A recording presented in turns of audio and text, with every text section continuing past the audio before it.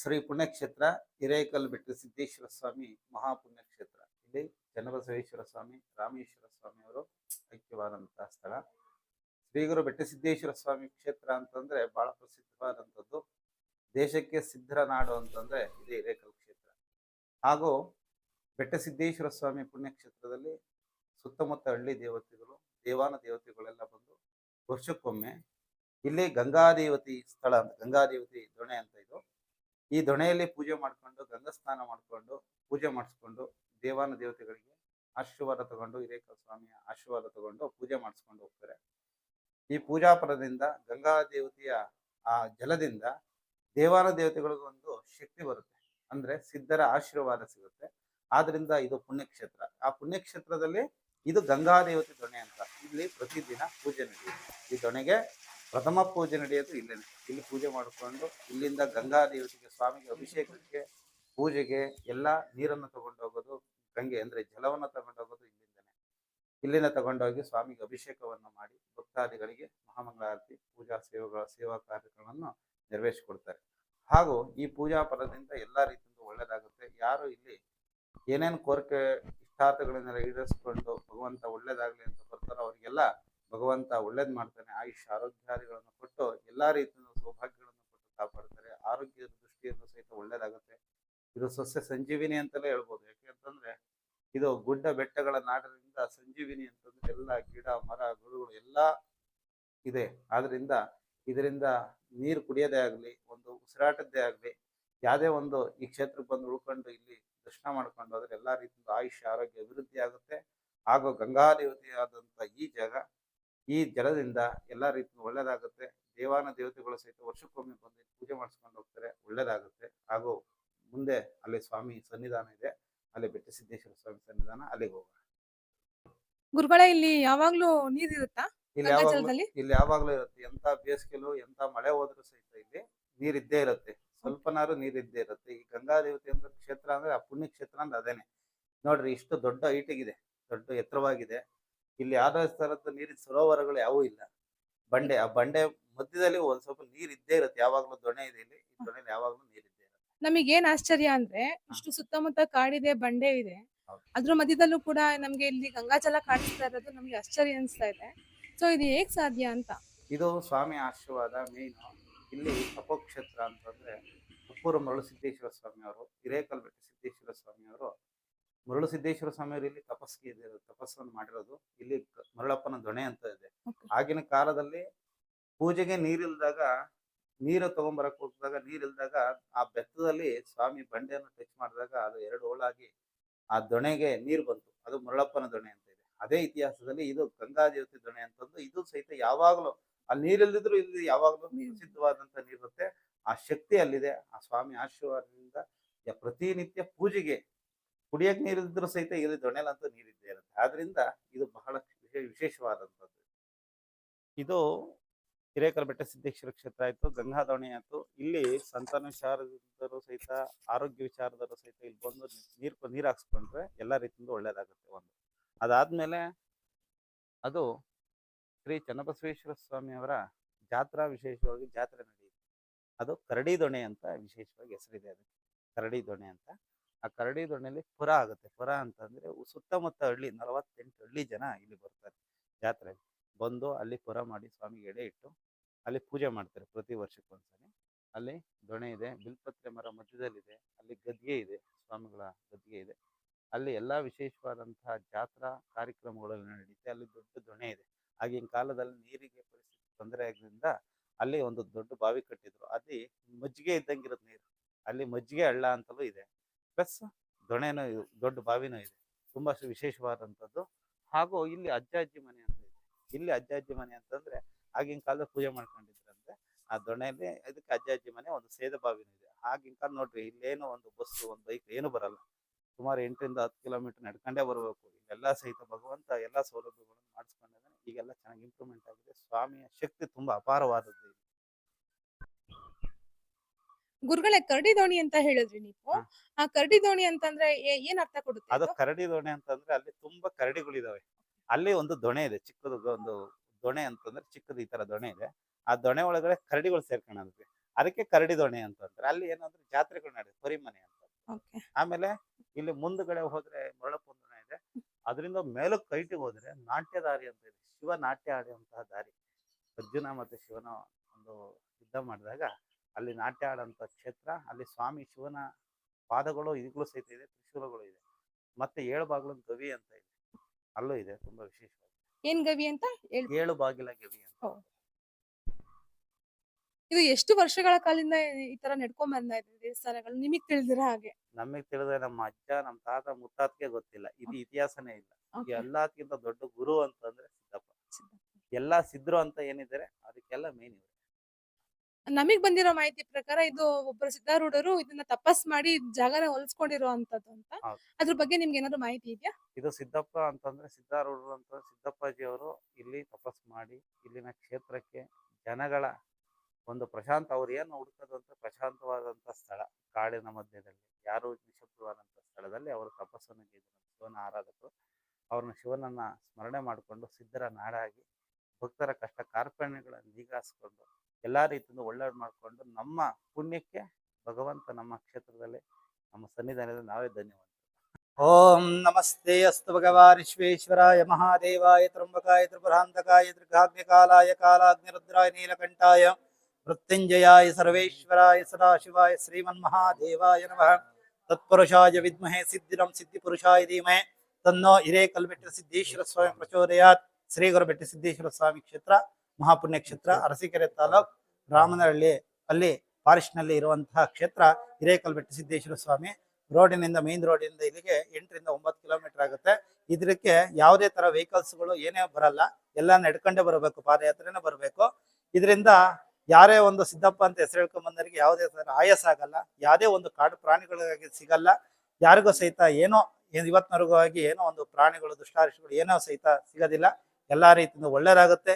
ಯಾರು ಈ ಕ್ಷೇತ್ರಕ್ಕೆ ಬರ್ತಾರೋ ಯಾರಿಗೂ ಸಹಿತ ಆಯಾಸ ಅನ್ನೋದಾಗಲ್ಲ, ನಿರವಾಗಿ ಖುಷಿಯಾಗಿರ್ತಾರೆ. ಇನ್ನೂ ಒಂದ್ಸಲಿ ಬರ್ಬೇಕು ಅಂತ ಒಂದು ಖುಷಿ ಇರುತ್ತೆ. ಇಲ್ಲಿ ಇದ್ದೋದ್ರೆ ತುಂಬಾ ಒಂದಿನ ಬೆಳಿಗ್ಗೆ ಬಂದು ಸಾಯಂಕಾಲ ಹೋಗೋದಲ್ಲ, ಒಂದಿನ ಇದ್ದೋದ್ರೆ ಅದು ತುಂಬಾ ಶಾಂತಿ ಸಿಗುತ್ತೆ, ಖುಷಿ ಆಗುತ್ತೆ, ನೆಮ್ಮದಿ ಆಗುತ್ತೆ, ಒಳ್ಳೇದಾಗುತ್ತೆ. ಮತ್ತೆ ಏನೇ ಸಹಿತ ಆರೋಗ್ಯದಲ್ಲಿ ಏನೇ ಒಂದು ಗ್ರಹ ಸಂಬಂಧವಾಗಿ ಏನೇ ಇದ್ರು ಸಹಿತ ದುಷ್ಟಾರಿಷ್ಟಗಳ ಪೀಡ ಪರಿಹಾರವಾಗುತ್ತೆ, ಒಳ್ಳೇದಾಗುತ್ತೆ. ಈ ಕ್ಷೇತ್ರಕ್ಕೆ ಬರೋದ್ರಿಂದ ಎಲ್ಲಾ ಭಕ್ತಾದಿಗಳಿಗೆಲ್ಲ ಕಷ್ಟ ಕಾರ್ಪಣ್ಯಗಳೆಲ್ಲ ಪರಿಹಾರವಾಗಿ ಕುಟುಂಬ ವರ್ಗಕ್ಕೆ ಲೋಕ ಕಲ್ಯಾಣಾರ್ಥವಾಗಿ ಸುಖ ಶಾಂತಿ ನೆಮ್ಮದಿಯಾಗಿ ದೊರಕುತ್ತೆ.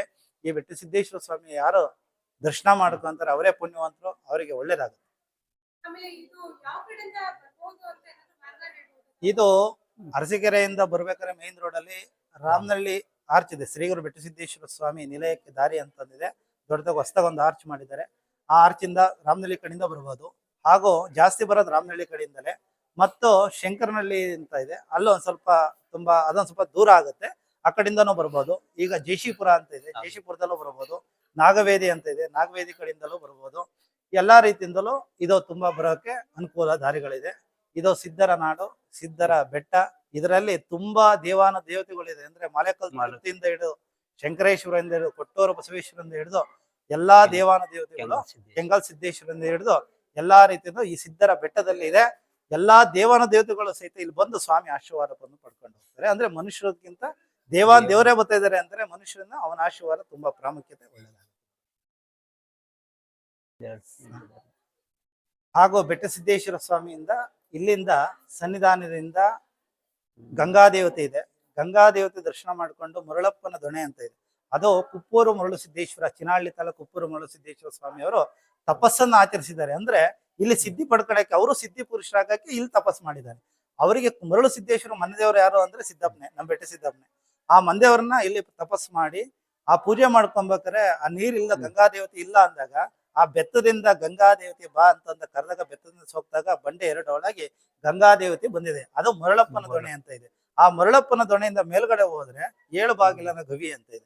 7 ಬಾಗಿಲನ ಗವಿ ಅಂತಂದ್ರೆ ಅದು ಹೋಗಿಲ್ಲ ಯಾರನ್ನು, ಅದ್ರೊಳಗಡೆ ಹೋದ್ರೆ ಅಂದಿನಕೆರೆ ಅಂತ ಸಿದ್ದೇಶ್ವರ ಅಂತ ಇದೆ ಅಂತೆ, ಅಲ್ಲಿಗೆ ಹೋಗ್ಬೋದಂತೆ, ಮತ್ತೆ ಇಲ್ಲಿಗೂ ಬರ್ಬೋದು ಅಂತಂದು ಬಾಗಿಲುಗಳಿದೆ ಅಂತ ವಾಡಿಕೆ ಇದೆ. ಅದಾದ್ಮೇಲೆ ನಾಟ್ಯದಾರಿ ಅಂತ ಇದೆ. ಆ ನಾಟ್ಯದಾರಿ ಅಂತ ಇದ್ರೆ ಶಿವನ ಪಾದ ಊರಿರುವಂತ ಅರ್ಜುನ ಹಾಗೂ ಶಿವ ಒಂದು ಯುದ್ಧವನ್ನು ಮಾಡಿದಾಗ ಪಾರ್ವತಿಯ ಅರ್ಜುನ ಕಣ್ಣನ್ನು ನೋಡ್ಬೇಕು ಅಂತ ಅಂದಾಗ ಶಿವ ಒಂದು ಮೂಷಿಕ ಇದ್ರನ್ನು ಒಂದು ಯಾರಪ್ಪ ಅಂತಂದ್ರೆ ಈ ಹಂದಿ ರೂಪದಾಗಿ ಸ್ವಾಮಿ ಬಂದು ಅವ್ರನ್ನ ಮೇಲ್ಗಡೆ ಎಳ್ಕೊಂಡು ಪಾರ್ವತಿ ನೋಡು ಕಣ್ಣ ಅಂತ ಹೇಳಿದಾಗ ಆ ಪಾರ್ವತಿ ಕಣ್ಣು ನೋಡ್ತಾಳೆ. ನೋಡಿದಂತ ನಾಟ್ಯ ಆಡಂತಹ ಸನ್ನಿವೇಶದಲ್ಲಿ ಸ್ವಾಮಿಯ ಪಾದಗಳು ಸಹಿತ ಈಗ ನಾಟ್ಯದಾರಿಯಲ್ಲಿ ಈಗಲೂ ಸಹಿತ ಇದೆ. ಹಾಗೂ ತ್ರಿಶೂಲನು ಇದೆ. ಅಲ್ಲಿ ತುಂಬಾ ಅಲ್ಲಿಗೆ ಹೋಗ್ಬಿಟ್ರೆ ಇಡೀ ಕೈಲಾಸಕ್ಕೆ ಭೂಮಂಡಲಕ್ಕೆ ಹೋದಂತಹ ಒಂದು ಸನ್ನಿವೇಶಗಳು ಅಲ್ಲಿ ಕಂಡು ಬರ್ತದೆ.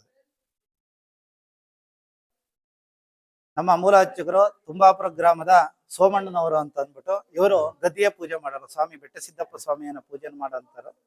ಹಿಂದಿನ ಪುರಾತನ ಕಾಲದಿಂದಲೂ ಮಾಮೂಲಿ ಮಾಡ್ಕೊಂಡು ಬಂದಂತರು ಬಹಳ ಜನ ಇದ್ದಾರೆ. ಅವರು ತುಂಬಾ ಸೇವೆಗಳನ್ನು ಮಾಡಿದ್ದಾರೆ. ಹಾಗೂ ನಮ್ಮ ಅಭಿಷೇಕದಯ್ಯನವರು ಫಸ್ಟ್ ಪ್ರಥಮವಾಗಿ ಶ್ರೀಕಂಠಯ್ಯನವರು ಅಂತ ಶಂಕರನಹಳ್ಳಿ, ಅವರ ಮಗನಾದಂತ ನಾನು ಆನಂದ ಶಾಸ್ತ್ರಿಗಳು ಅಂತ ಅವರು ಸಹಿತ ನಾವು ಅಭಿಷೇಕವನ್ನು ಮಾಡ್ಕೊಂಡ್ ಬರ್ತಾ ಇದ್ವಿ. ಅದಾದ್ಮೇಲೆ ಚಂದ್ರಯ್ಯನವರು ಅಂತ ಅಂದ್ಬಿಟ್ಟು ಅವರು ಸಹಿತ ಮಾಡಿದ್ದಾರೆ. ಈಗ ಸಿದ್ದೇಶ್ ಅವರು ಮಾಡ್ತಾ ಇದ್ದಾರೆ. ಚಂದನ್ ಅಂತ ಮಾಡಿದ್ರು, ಸಂತೋಷ್ ಅಂತ ಮಾಡ್ತಾ ಇದ್ರು. ಹೀಗೆ ಸಹಿತ ಸ್ವಾಮಿ ಪೂಜೆಯನ್ನು ಸೇವೆಗಳನ್ನು ಮಾಡ್ಕೊಂಡು ಬರ್ತಾ ಇದ್ದಾರೆ. ಅಭಿಷೇಕಯ್ಯನವರು ನಾವುಗಳು ಹಾಗೂ ಮೂಲತಃ ಗದ್ದಿಯಯ್ಯನವರು ಇವರು ನಮ್ಮ ಸೋಮಣ್ಣನವರು ಅಂತಂದು. ಹಾಗೂ ಪರಿಚಾರಕರು ತುಂಬಾ ಜನ ಇದ್ದಾರೆ. ರವಿ ಅಂತ ಇದ್ದಾರೆ, ಸಿದ್ದಯ್ಯನವರು ಅಂತ ಇದ್ದಾರೆ. ಅಂದ್ರೆ ಸ್ವಾಮಿಗೆ ಪ್ರತಿದಿನ ದುಗ್ಗಳ ಅಂದ್ರೆ ಸಾಯಂಕಾಲ ಹೊತ್ತು ದುಗ್ಗಳ ಅಂತಂದ್ರೆ ಕೆಂಡದ ಗುಂಡಿ ಅಂತ ಅಂದ್ಬಿಟ್ಟು ಇದಕ್ಕೆ ಸಾಯಂಕಾಲ ಹೊತ್ತು ಹೋಮಗಳನ್ನು ಮಾಡ್ಲೇಬೇಕು. ಕೆಂಡದ ದುಗ್ಗಳನ್ನು ಹಚ್ಚಲೇಬೇಕು. ಹಚ್ಕೊಂಡು ಮಾಡ್ತಾ ಇರ್ತಾರೆ. ಅದಕ್ಕೆ ಪರಿಚಾಲಕರುಗಳು ತುಂಬಾ ಪ್ರಸಾರ ಮಾಡೋರು, ನೈವೇದ್ಯ ಮಾಡೋರು ಇಲ್ಲಿ 4-5 ಜನ ಇದಾರೆ ಸೇವೆ ಮಾಡ್ಕೊಂಡು. ಅದರಿಂದ ಒಳ್ಳೇದು. ನಾವು 2 ವರ್ಷದಿಂದ ಮಾಡ್ತಾ ಇದೀವಿ. ಅವರು ಹಿಂದೆ ಒಂದು 20 ವರ್ಷದಿಂದ ನಮ್ಮ ತಂದೆಯವರು 25-30 ವರ್ಷದಿಂದ ಅಭಿಷೇಕವನ್ನು ಮಾಡ್ತಾ ಇದ್ರು. ನಾವು ಹಿಂಗ್ ಬಂದಾಗ ಪೂಜೆ ಮಾಡ್ಕೊಂಡು ಹೋಗ್ತಾ ಇರ್ತೇವೆ. ನಮ್ಮ ತಂದೆಯವರು 30 ವರ್ಷದಿಂದ ಮಾಡ್ತಾ ಇದ್ರು. ಹಾ, ಅದ್ ಅನ್ಸದೇ ಇಲ್ಲ, ಯಾವತ್ತೂ ಅನ್ಸಲ್ಲ. ಅಲ್ಲಿ ಮನೆಯಿಂದ ಹೊರಟ್ರೆ ಸ್ವಾಮಿ ಹೆಸರು ಹೇಳ್ಕೊಂಡು ಹೊರಟ್ರೆ ಬಂದ್ ಬ್ಯಾಗ್ ಇಲ್ಲೇ ಇಡೋದು. ನಾವೆಲ್ಲೂ ಮಧ್ಯದಾಗ ಕುತ್ಕೊಳೋದು ಇಲ್ಲ. ಆಯಾಸ ಅನ್ನೋದಾಗಲ್ಲ, ಬಾಯಾರಿಕೆ ಅನ್ನೋದಾಗಲ್ಲ. ಇವತ್ತಿನವರೆಗೋಗಿ ಒಂದು ಕಾಡು ಪ್ರಾಣಿಗಳೇ ಆಗ್ಲಿ, ಒಂದ್ ಏನೇ ಒಂದೇ ಆಗ್ಲಿ, ಒಂದು ಸೂಕ್ಷ್ಮ ಜೀವಿಗಳು ಸಹಿತ ನಮ್ ಕಣ್ಣಿಗೆ ಕಾಣಿಸ್ಕೊಂಡಿಲ್ಲ. ನಮ್ ಮನಸ್ಸಿಗೆ ಭಯ ಅನ್ನೋದೇ ಇಲ್ಲ. ಬೇಕಾದ್ರೆ ಇನ್ನೂ ಹೊರಗಡೆ ಊರ್ಗಡೆ ಪಟ್ಟಣ ಕಡೆ ಓಡಾಡಿದ್ರೆ ಭಯ ಅನ್ಸುತ್ತೆ. ಆದ್ರೆ ನಮ್ಮ ಈ ಕ್ಷೇತ್ರಕ್ಕೆ ಬರ್ಬೇಕು ಅಂತಂದ್ರೆ ಭಯ ಅನ್ನೋದು ಇಲ್ವೇ ಇಲ್ಲ. ನಿರ್ಭಯವಾಗಿ ಓಡಾಡ್ತೀವಿ. ಮಜ್ಜಿಗೆ ಹಳ್ಳ ಅಂತಂದ್ರೆ ಸಂಜೀವಿನಿ ಅಂತ, ಸಸ್ಯ ಸಂಜೀವಿನಿ ಅಂತ. ಅದು ಮೆಡಿಸಿನ್ ಇದ್ದಂಗೆ. ಈಗ ಆರೋಗ್ಯದಲ್ಲಿ ಒಂದ್ ಸ್ವಲ್ಪ ಹುಷಾರಿಲ್ದಿದ್ದರು ಏನಾಗ್ಬಿಡುತ್ತೆ ಅಂದ್ರೆ ಶೀತ ನೆಗಡಿ ಆಗುತ್ತೆ. ಆ ನೀರ್ ಕುಡಿದ್ರೆ ಏನೇ ಇದ್ರು ಸಹಿತ ಹುಷಾರಾಗುತ್ತೆ. ಒಂದು ಶೀತ ನೆಗಡಿ ಇಲ್ದಿದ್ರು ಸಹಿತ ಅದಾದ್ಮೇಲೆ ಅದು ಒಂದು ಕೆಟ್ಟದಾಗ ಒಳಗಡೆ ಏನೇ ಇದ್ರು ಸಹಿತ ಕಲ್ಮಶ ಇದ್ರು ಹೊರಗಡೆ ಹೋಗಿ ಆರೋಗ್ಯ ಭಾಗ್ಯವನ್ನು ಕಲ್ಪಿಸುತ್ತೆ. ಅದು ಒಂದು ಸಂಜೀವಿನಿ. ಅಂದ್ರೆ ಗಿಡ ಗಂಟೆಗಳು ಎಲ್ಲಾದು ಬೇರೆ ಸೌಕೊಂಡು ಬಂದಿರಂತ ಹಳ್ಳದಿಂದ, ಬಂಡೆ ಸಂದಿಯಿಂದ, ನೀರಿನ ಜಲದಿಂದ ಬರುವಂತ ನದಿ ಆ ಗಂಗಾ ಜಲ, ಆ ಮಜ್ಜಿಗೆ ಹಳ್ಳ ಅಂತ ಕರಿತೀವಿ. ಇಲ್ಲ, ಅದು ಮಳೆಗಾಲದಲ್ಲಿ ತುಂಬಾ ಚೆನ್ನಾಗಿ ಹರಿಯುತ್ತೆ. ಆಮೇಲೆ ಮಳೆ ನಿಂತರೂ ಒಂದ್ 2-3 ತಿಂಗಳು ಹರಿಯುತ್ತೆ. ಆ ಬೇಸಿಗೆ ಕಾಲದಲ್ಲಿ ನಿಂತ್ಬಿಡುತ್ತೆ. ಆದ್ರೆ ಗಂಗಮ್ಮಂದೊಣೆ, ಮರಳಪ್ಪಂದೊಣೆ ಇಂತ ದೊಡ್ಡ ಬಾವಿ ಇದೆ. ಮಜ್ಜಿಗೆ ಹಳ್ಳ ಅಂತಂದ್ರಲ್ಲ, ಅದೇ ತರ ಮಜ್ಜಿಗೆ ಇದ್ದಂಗೆ ಇರ್ತವೆ ಹೊಸ ಬಾವಿ ಅಂತ. ಎಷ್ಟೇ ಕೆಂಪದ ಮಳೆ ಬಂದ್ರು ಸತ ಬೆಳ್ಳಗ ಹರಿಯುತ್ತೆ. ಬೆಳ್ಳಗೆ ಮಜ್ಜಿಗೆ ಹಳ್ಳ.